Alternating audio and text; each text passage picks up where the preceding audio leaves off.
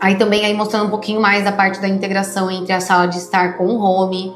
Eu trouxe para esse projeto uma coisa um pouco inusitada, que é trabalhar com a pedra e a madeira. Então, criei uma lareira também embutida na marcenaria, onde a gente vai ter uma lareira ecológica, então não vai influenciar nesses materiais. E também toda a parte do gourmet é aberto.